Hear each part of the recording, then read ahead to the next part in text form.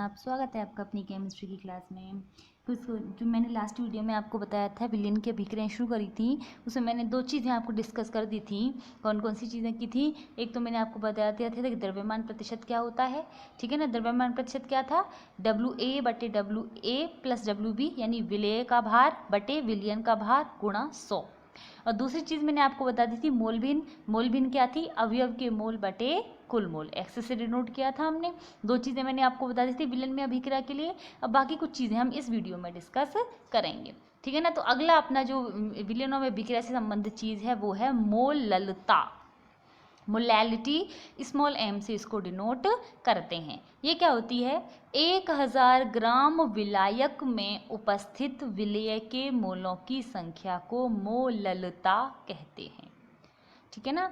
1000 ग्राम विलायक में मोलों की संख्या, यानी कि मोललता बराबर क्या हो गई? विलेय के मोलों की संख्या बटे विलायक का भार। अगर किलोग्राम में है तो उसको ऐसे ही रहने देते हैं, लेकिन जनरली हमें ये ग्राम में दिया हुआ होता है, तो इसको ग्राम में रखने के लिए हमें इसको 1000 से डिवाइड करना पड़ता है किलोग्राम में बदलने के लिए, तो ऊपर चला जाएगा, ठीक है ना। तो मोललता क्या हो गई? विलेय के मोलों की संख्या बटे विलायक का भार इंटू 1000। ये ग्राम में भार है, किलोग्राम में होगा तो हमें इसकी जरूरत नहीं पड़ेगी, ठीक है ना। मोललता को स्मॉल m से डिनोट करते हैं, विलेय के मोलों की संख्या को n से डिनोट करते हैं, और विलायक के भार को कैपिटल W से डिनोट करते हैं। तो एक सामान्य फॉर्मूला आ गया अपने पास, m बराबर n बटे W गुणा 1000, ठीक है ना। तो यदि किसी विलायक में लेकिन W ग्राम घुले हुए हों किसी पदार्थ के, ठीक है ना, विलायक के W ग्राम में विलेय के WA ग्राम घुले हों, तो विलेय का मोलर द्रव्यमान MA हो, तो हम मोलों की संख्या कैसे निकालें? मोलों की संख्या होती है n बराबर W बटे MA।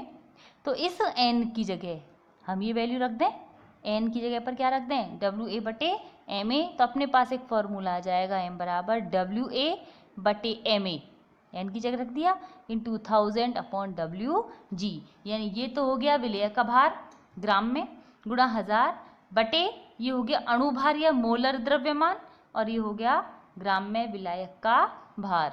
मोललता बराबर हो गया विलेय का ग्राम में भार गुणा 1000 बटे विलेय का मोलर द्रव्यमान गुणा विलायक का भार, ठीक है ना। अब देखो इसको एग्जाम्पल से समझते हैं। पहला एग्जाम्पल इसका कि HCl के 3.65 ग्राम 103.65 ग्राम विलयन में उपस्थित हैं, तो विलयन की मोललता ज्ञात करो, ठीक है ना। तो WA यानी विलेय का भार कितना दिया है? 3.65 ग्राम। विलयन का भार क्या है? 103.65 ग्राम। हमें यहाँ विलायक का भार चाहिए होता है, विलयन का भार नहीं चाहिए, तो विलायक का भार कैसे निकालें? विलयन बराबर होता है विलेय प्लस विलायक, ठीक है ना। तो विलायक का भार क्या हो गया? विलयन माइनस विलेय। विलयन का भार दिया है 103.65 और विलेय का भार दिया है 3.65, माइनस कर दिया तो विलायक का भार कितना आ गया? 100 ग्राम, ठीक है ना। और MHCl अणुभार चाहिए हमें HCl का, हाइड्रोक्लोरिक एसिड का है ना। HCl का अणुभार कैसे निकलेगा? HCl का मतलब एक H और एक Cl, H का होता है 1 और Cl का कितना होता है? 35.5। सम किया तो आ गया 36.5, ठीक है ना। तो फॉर्मूला लगा दिया, molality is equal to WA into 1000 upon MA into W। WA is 3.65 into 1000 upon MA is 36.5 into WB is 100 gram. Values put कर दी और आंसर अपना आ गया 1m, यानी इस विलयन की मोललता कितनी होगी? 1 मोललता।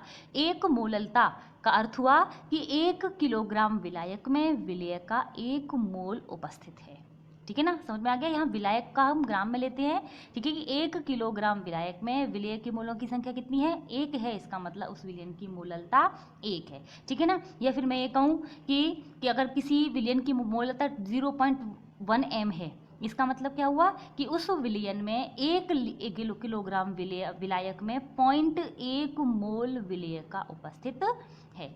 समझ में आ गया ना, ठीक है ना। तो देखो ये हो गई मोललता। अब दूसरी चीज देखते हैं हम, वो है मोलरता। मोलैलिटी थी वो, ये है मोलैरिटी, मोलरता। ल और ल का डिफरेंस है, यहाँ क्या है? एक ही अंतर है मात्र। वहाँ हमने पढ़ा था 1 किलोग्राम विलायक में उपस्थित विलेय की संख्या, यहाँ हम कहेंगे 1 लीटर विलयन में। इसमें एक लीटर विलयन में विलेय के मोलों की संख्या को मोलरता कहते हैं।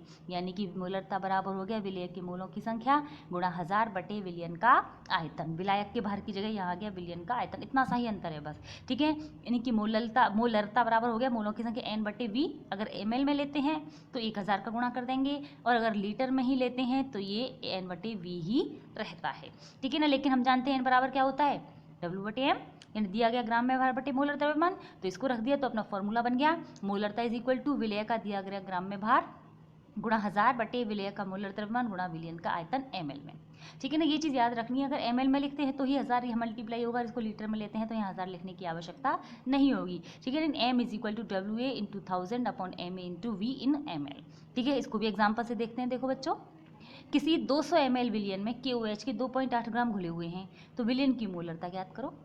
VML कितना दिया हुआ है, 200 ml, ठीक है ना। WA कितना दिया हुआ है, 2.8, विलेय का भार दिया है ना, 2.8 ग्राम दिया हुआ है, ठीक है ना। अब MKOH ये हमें पता है, KOH का मतलब क्या हुआ, एक पोटेशियम है, एक ऑक्सीजन है, एक हाइड्रोजन है। पोटेशियम का होता है परमाणु भार 39, ऑक्सीजन का 16 और हाइड्रोजन का 1, सम किया तो आ गया 56, ठीक है ना। तो इसके मोलर द्रव्यमान हो गया 56 ग्राम, ठीक है। फॉर्मूला क्या है अपना, WA into 1000 upon MA into V। WA दिया है 2.8 इंटू 1000 अपॉन MA होता है 56, V दिया है 200। इसको सॉल्व किया तो आ गया 0.25 m, ठीक है ना। बिल्कुल इसी तरह का एक और क्वेश्चन, 4 ग्राम NaOH को घोलकर 250 ml जलीय विलयन बनाया गया, तो विलयन की मोलरता ज्ञात करो, ठीक है ना। 4 ग्राम NaOH यानी WA हो गया, VML 250 ml हो गया। NaOH के लिए m हम निकाल सकते हैं, Na का 23 होता है, ऑक्सीजन का 16 होता है और हाइड्रोजन का 1 होता है, सम करेंगे 40 आ जाएगा, ठीक है ना। 23 + 16 + 1 सारी चीज़ें आ गई, बस फॉर्मूला लगाना है। m is equal to WA into 1000 upon MA into VML। WA is 4 into 1000, MA is 40 and V is 250। इसको सॉल्व किया तो आ गया 0.4 m, ठीक है। यानी ये जो विलयन बनेगा कि जब हम 4 ग्राम NaOH को 250 ml में घोल रहे हैं तो जो प्राप्त विलयन है उसकी मोलरता 0.4 होगी। क्लियर ये चीज़। मोलरता ज्ञात करने का एक और तरीका है, वो तरीका क्या है कि अगर हमें विलयन में द्रव्यमान प्रतिशत दिया हुआ है, हमने सबसे पहले पढ़ा था ना क्या, प्रतिशत W/W, लास्ट वीडियो में बताया था मैंने, इसका द्रव्यमान प्रतिशत कहते हैं। इसको यहाँ पर मैंने x से लिखा है, वही चीज़ है ये, ठीक है ना। अगर हमें द्रव्यमान प्रतिशत दिया है और विलयन का घनत्व दिया है D, घनत्व को हम डेंसिटी D से डिनोट करते हैं, तो भी हम मोलरता याद कर सकते हैं। उसका फॉर्मूला क्या होता है, मोलरता बराबर x यानी द्रव्यमान प्रतिशत गुणा विलयन का घनत्व गुणा 10 बटे मोलर द्रव्यमान, ठीक है ना। देखो एग्जांपल से समझ में आई ये चीज़। H2SO4 विलयन की मोलरता ज्ञात करो यदि 98% विलयन का घनत्व 1.84 ग्राम प्रति cc यानी ml हो, ठीक है ना। तो ग्राम परसेंटेज W/W क्या हो गया, 98, ठीक है ना। घनत्व कितना दिया है, 1.84, ठीक है ना। फॉर्मूला MH2SO4 निकाल सकते हैं, वैसे मैंने आपको पहले ही बताया था। H2SO4 का मतलब 2 हाइड्रोजन, 1 सल्फर और 4 ऑक्सीजन। 2 हाइड्रोजन का 2, सल्फर का होता है 32, 1 ऑक्सीजन का होता है 16, तो 16 गुणा 4 यानी कि 64। इन सबको सम करेंगे तो आ जाएगा 98, ठीक है ना। तो इसका परमाणु भार अणु भार आ गया 98 ग्राम हो गया। तो m इज इक्वल टू क्या है, x d 10 upon MA, x का दिया 98, d दिया 1.84 इंटू 10 अपॉन MA है 98, सॉल्व किया तो आ गया 18.4 m, ठीक है ना।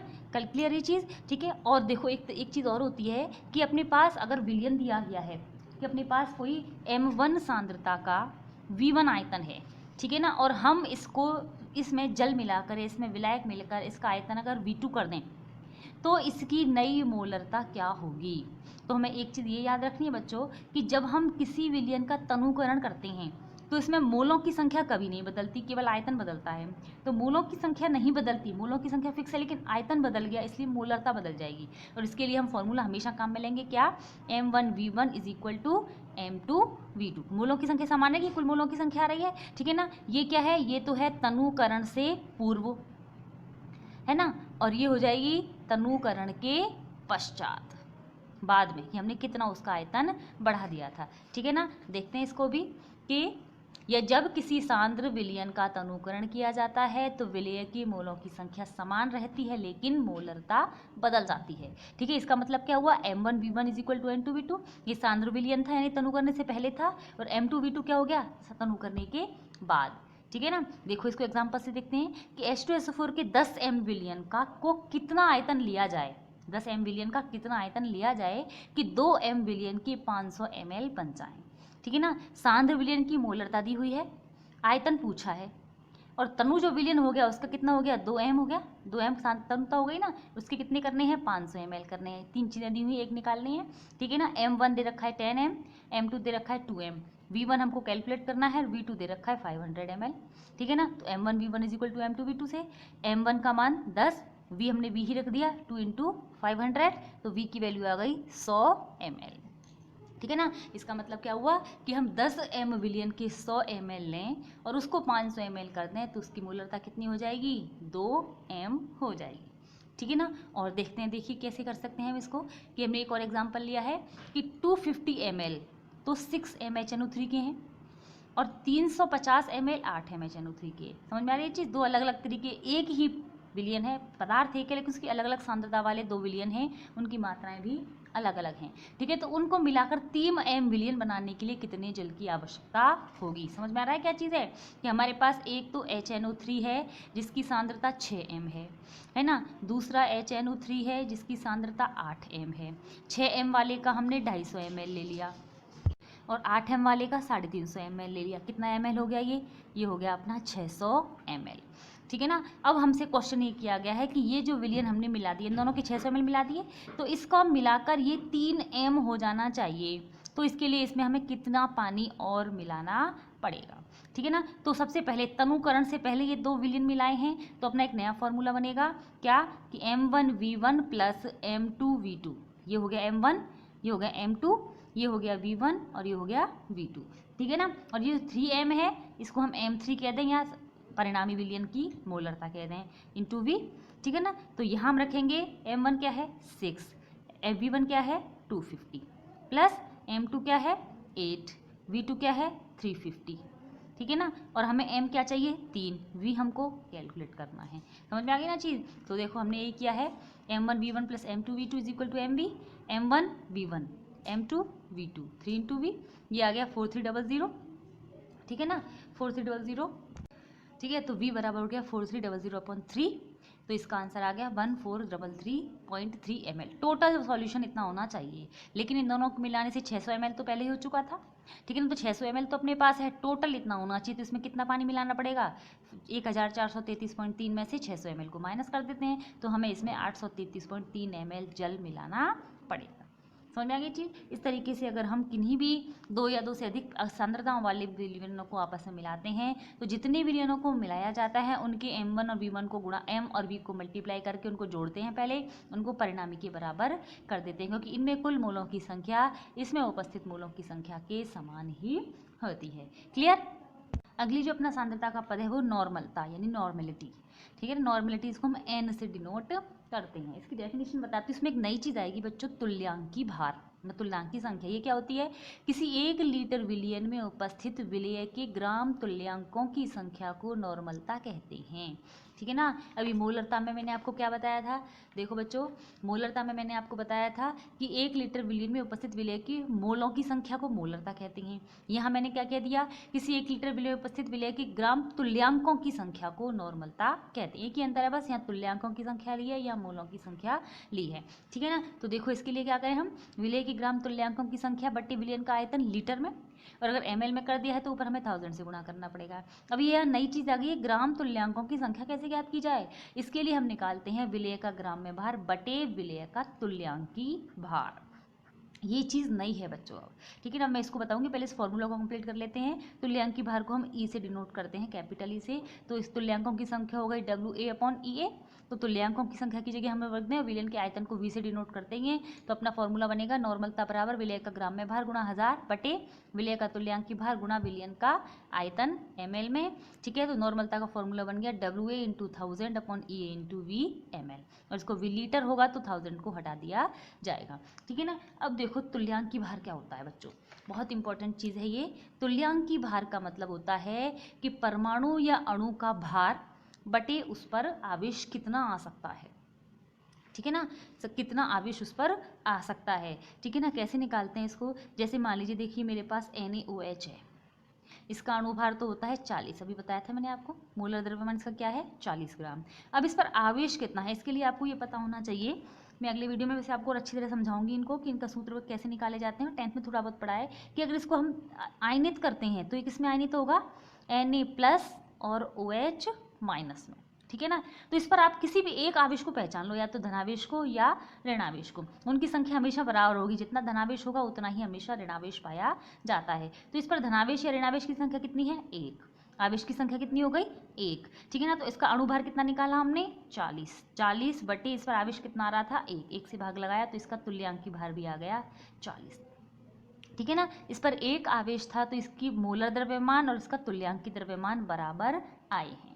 समझ में आई चीज़, ठीक है। देखो और समझते हैं इसको। मैंने लिखा CaCO3, इसका अणुभार कितना होता है, मैंने आपको बताया था 100 ग्राम, याद है, ठीक है ना। Ca का 40, C का 12 और इसका 48, तीन ऑक्सीजन का 16 3 48, इसको अपन सम करेंगे तो आ जाएगा 100 ग्राम, ठीक है ना। अब कैल्शियम कार्बोनेट को अगर हम आयनित करें तो ये किस में आयनित होगा, Ca+2 और CO3-2, इसमें आयनित होगा। तो आवेश कितना है, 2 ही धनावेश है या कहें 2 ही ऋणावेश है, तो आवेश की मात्रा इस पर हो गई 2, ठीक है ना। तो इसका हम अतुल्यांकी भार कैसे निकालेंगे, इसका अणुभार 100 बटे इस पर आवेश कितना हो गया 2, कितना आंसर आ गया 50। तो इसका तुल्यांकी द्रव्यमान कितना है 50, ठीक है ना।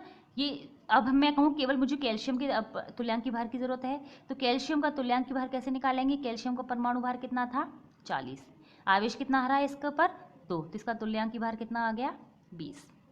ऐसे ही मुझसे कहा जाए कि एल्यूमिनियम का तुल्यांकी भार चाहिए मुझे, तो एल्यूमिनियम का परमाणु भार कितना होता है 27, और एल्यूमिनियम पर आवेश कितना आता है, एल्यूमिनियम पर हमेशा +3 आवेश आता है, तो इसको 3 से डिवाइड कर देंगे तो इसका तुल्यांकी भार कितना हो जाएगा 9। समझ में आया। ऐसे Mg जब आयनित होता है तो Mg पर हमेशा +2 चार्ज आता है।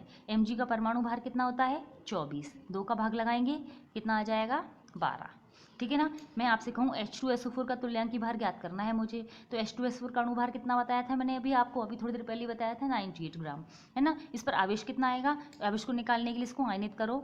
H2SO4 को अगर हम आयनित करते हैं तो 2 हाइड्रोजन आयन बनते हैं और एक SO4-2 बनता है, तो 2 धनावेश या 2 ऋणावेश हो गए, आवेश की मात्रा कितनी हो गई 2, इसका तुल्यांकी भार कितना हो गया 49, ठीक है ना। मुझे Ag का तुल्यांकी भार चाहिए, Ag का मतलब परमाणु भार होता है इसका 108, और Ag पर हमेशा +1 आवेश आता है, +1 आवेश का मतलब 1 से भाग लगाएंगे तो इसका तुल्यांकी भार वही आ जाएगा जो इसका परमाणु भार है। बिल्कुल इसी तरीके से सोडियम का हमें तुल्यांकी भार निकालना है। सोडियम का परमाणु भार कितना होता है 23, आवेश इस पर कितना आता है अभी बताया था मैंने आपको, +1 आवेश आता है पर +1 का मतलब इसमें 1 का भाग लगाएंगे कितना आ जाएगा 23। समझ में आई चीज़, ठीक है। इस तरीके से हम निकाल सकते हैं। तो देखो तुल्यांकी भार क्या होगा, हमें नॉर्मल तक निकालने के लिए तुल्यांकी भार निकालना पड़ेगा, परमाणु या अणुभार बटे आवेश। जैसे Cu का तुल्यांकी भार निकालना है, Cu का परमाणु भार होता है 63.5, इस पर आवेश हमेशा आता है +2, 2 इलेक्ट्रॉन त्यागता है, तो 2 का भाग लगा देंगे तो इसका तुल्यांकी भार क्या हो गया 31.75, ठीक है। Mg का मैंने अभी आपको बताया था 12, सोडियम का भी आपको मैंने बताया था 23, जिंक का परमाणु भार होता है 65, 2 का इसमें भाग लगाएं क्योंकि जिंक पर हमेशा +2 चार्ज आता है, Zn+2 बनता है, ठीक है ना। तो इसका आ जाएगा 32.5। Ag का भी बता दिया था मैंने 108, ठीक है। NaOH का भी निकालना बताया मैंने आपको, कैसे निकाला था 40 आ गया। CaCO3 का आपको बताया था 50 आ गया। H2SO4 का आपको बताया था 49 आ गया। HCl का भार अभी मैंने थोड़ी देर पहले ही बताया था आपको, है ना। HCl का कितना होता है H और Cl, H का 1 और Cl का 35.5, सम करेंगे तो आ गया 36.5। अब भाग किसका लगाएंगे कि HCl को जब अपन डिवाइड करते हैं या डिसोसिएट करते हैं तो H+ और Cl- बनता है, तो एक ही आवेश है इस पर, चाहे धनावेश को देख लें चाहे ऋणावेश को देख लें, तो 1 का भाग लगाएंगे तो कितना आ जाएगा इसका तुल्यांकी भार 36.5, ठीक है ना। तो HCl का तुल्यांकी भार भी हो गया 36.5। समझ में आ गई चीज़। तो जब हमें तुल्यांकी भार समझ में आ जाएगा तो अब हम इसकी न्यूमेरिकल्स भी इजीली सॉल्व कर सकते हैं। इसी तरह से और एग्जांपल देखो, एसिटिक एसिड मतलब सिरका, ठीक है ना। इसका अणुभार होता है 60, ठीक है, ये पहले भी बता चुकी मैं आपको। इसी 60 कैसे होता है, इसमें 2 तो कार्बन है, ठीक है ना, 4 हाइड्रोजन है और 2 ऑक्सीजन है, ठीक है ना। एक कार्बन का 12, 2 का मिलकर हो गया 24, 4 हाइड्रोजन का 4 ही रहेगा और एक ऑक्सीजन का 16 होता है, 2 का मिलकर हो गया 32, ठीक है ना। इस सबको सम करेंगे तो आ जाएगा 60, तो इसका अणुभार तो हो गया 60, ठीक है। अब जब हम एसिटिक एसिड को आयनित करते हैं तो ये आयनित होता है CH3COO- और H+, प्लस में, ठीक है ना। तो एक ही आवेश आ रहा है तो एक का भाग लगा देंगे तो आ जाएगा इसका 60। इसी तरह से NH4OH, NH4OH को अगर हम आयनित करते हैं तो आयनित होता है ये NH4 प्लस और OH माइनस में, तो एक ही आवेश आ रहा है तो एक से डिवाइड कर दिया, अणुभार इसका 35 होता है, 35 में एक का भाग लगाया 35 आ गया, ठीक है। Na2CO3, Na2CO3 को जब हम डिसोसिएट करते हैं तो ये डिसोसिएट होता है, दो तो Na प्लस बनते हैं और एक CO3 -2 बनता है, तो दो ऋणावेश या दो धनावेश, दो आ गया। और परमाणु भार, अणुभार इसका होता है 106, दो से डिवाइड कर देंगे 53 आ जाएगा।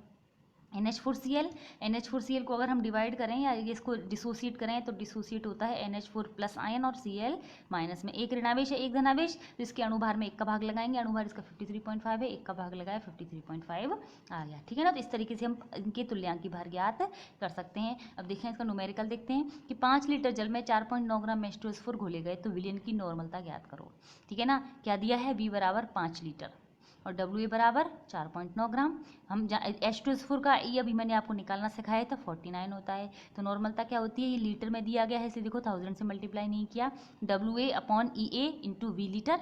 WA दिया हुआ है 4.9 ग्राम, EA होता है 49 और V का मान है 5, आंसर आ गया 0.02 N, यानी इस विलयन की जो नॉर्मलता होगी वो 0.02 N होगी, ठीक है ना। समझ में आ गया ना चीज़। तो अब इस तरह से हम किसी भी विलयन में उपस्थित विलय की सांद्रता को अलग अलग तरीके से व्यक्त कर सकते हैं। मैंने आपको 5 तरीके बता दिए। पहला तरीका आपको बताया था द्रव्यमान प्रतिशत का, दूसरा तरीका मैंने आपको बताया था मोल भिन्न का, तीसरा तरीका बताया था मोल ललता, चौथा तरीका बताया था मोल लरता और पांचवा तरीका मैंने आपको बताया है नॉर्मलता, ठीक है ना। अब देखो इन सब से संबंधित जो फॉर्मूलाज है मैं एक बार आपको वापस रिवाइज करवा देती हूँ कि कौन कौन से फॉर्मूला इससे संबंधित, मोल कॉन्सेप्ट से संबंधित सी चीज़ें थी सारी में। सबसे पहले हमने बताया था आपको मोलों की संख्या का फॉर्मूला N बराबर W/M।